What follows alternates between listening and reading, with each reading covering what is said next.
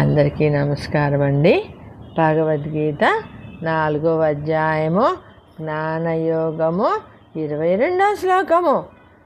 యదృచ్ఛాలాభసంతుష్టో ద్వంద్వాతీతో విమత్సరః సమః సిద్ధావసిద్ధౌ చ కృత్వాపి న నిబధ్యతే.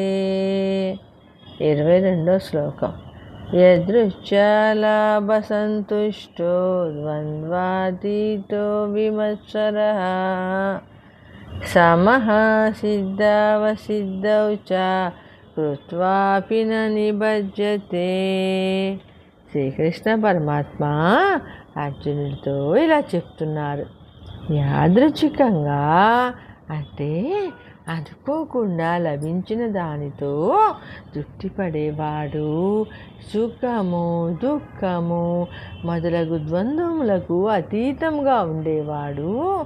ఇతరుల పట్ల ఎటువంటి మాత్సర్యము లేనివాడు. అందరి పట్ల తాను చేసే అన్ని కర్మఫలముల పట్ల సమభావము కలిగిన వాడు. అటువంటి సాధకుడు ఏ కర్మ చేసినా ఆ కర్మఫలము అతనిని బంధించదు.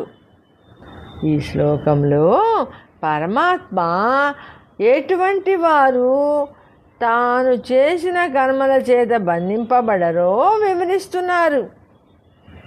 మొదటి లక్షణము లభించిన దానితో తృప్తి చెందడము.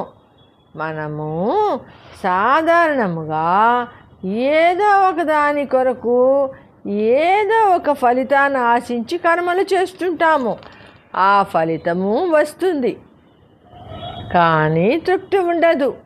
ఇంకా ఏదో కావాలని ఆరాటం, దాని కొరకు మరొక కర్మ, ఆ కర్మఫలంతో కూడా తృప్తిపడము.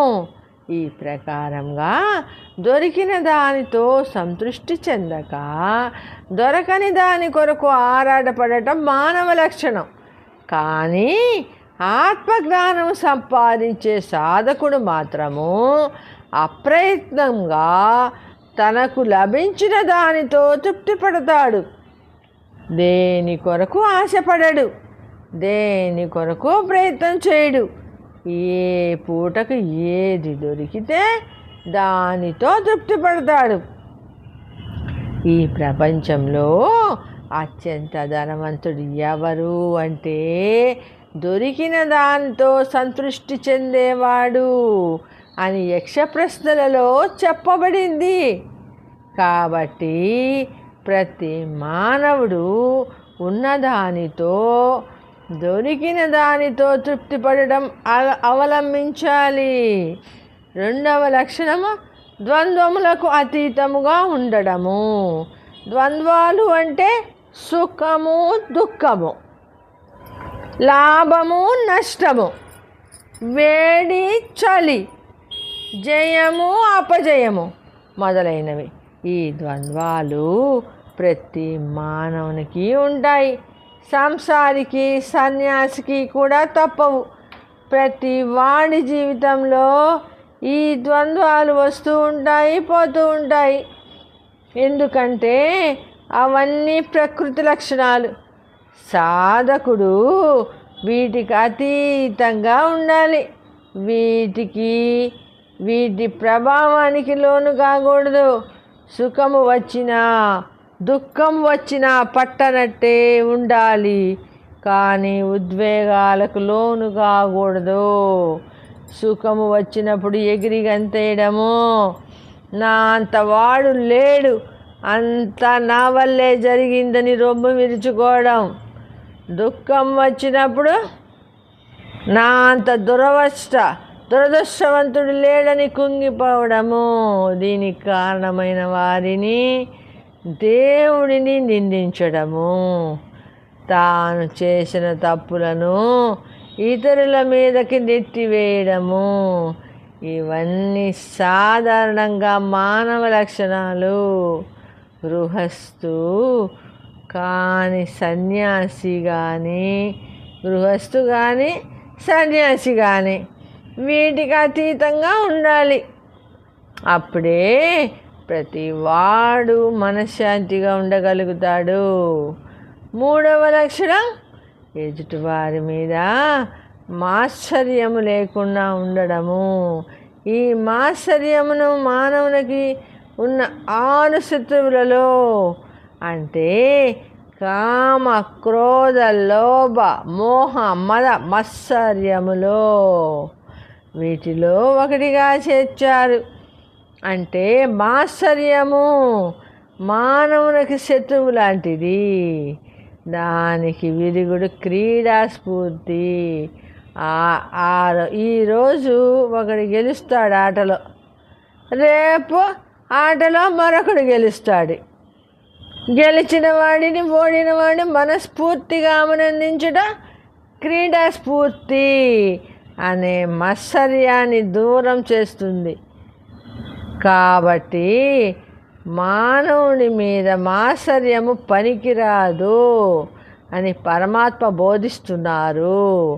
అంటే గెలిచిన వారిని ఓడిపోయిన వారు అభినందించాలి, అదే క్రీడాస్ఫూర్తి అని చెప్తున్నారు పరమాత్మ అని మనం అర్థం చేసుకోవాలి. 4వ లక్షణము అన్నిటినీ సమంగా దర్శించడము. తాను చేసిన పనికి ఎటువంటి ఫలితం వచ్చినా, అసలు ఫలితం వచ్చినా రాకపోయినా సమభావముతో ఉండడము. జయము, అపజయము, సుఖము, దుఃఖము వీటిని సమంగా స్వీకరించేవాడు సాధకుడు అనిపించుకుంటాడు. ఇవన్నీ ప్రశాంతంగా జీవించాలి అని అనుకునే గృహస్థులకు, జ్ఞానులకు, జీవన్ముక్తులకు ఉండవలసిన లక్షణములు. ఇటువంటి వారు ఏ కర్మ చేసినా చేయనట్టే లెక్క. తాను చేసే కర్మలు అన్నీ లీలగా చేస్తుంటారు, కానీ ఆసక్తితో చేయరు. ఏదో ఫలితం వస్తుందని చేయరు. ఒకవేళ ఫలితం వచ్చినా ఆ ఫలితాన్ని పరమాత్మకు అర్పిస్తారు, కానీ తాము ఉంచుకోరు. కాబట్టి కర్మ, జ్ఞానము ఒకదానితో ఒకటి పెనవేసుకొని ఉన్నాయి. నిష్కామ కర్మ చేస్తే కానీ జ్ఞానం అనేది రాదు. జ్ఞానము కలిగితే కానీ అపరిగ్రహము, ద్వంద్వములకు అతీతంగా ఉండడము, అన్నిటినీ సమానంగా చూడడము సాధ్యము కాదు. జ్ఞానము, కర్మ ఒకదానితో ఒకటి సంబంధం కలిగి ఉంటాయి. కాబట్టి పరమాత్మ కర్మయోగము తర్వాత జ్ఞానయోగము బోధిస్తున్నారు. క్లుప్తంగా చెప్పాలంటే ముందు నిష్కామ కర్మ ద్వారా జ్ఞానం సంపాదించాలి. ఆ జ్ఞానము ద్వారా తృప్తిగా జీవించడము, అపరిగ్రహము, ఇంద్రియ నిగ్రహము, మనోనిగ్రహము అలవర్చుకోవాలి. అప్పుడు అతడు ఏ కర్మ చేసినా చేయనట్టే అవుతుంది. అతడు ఆ కర్మఫలములతో బంధించబడాడు. ఇది పరమాత్మ బోధ. నెక్స్ట్ 23వ శ్లోకంతో కలుసుకుందామండి.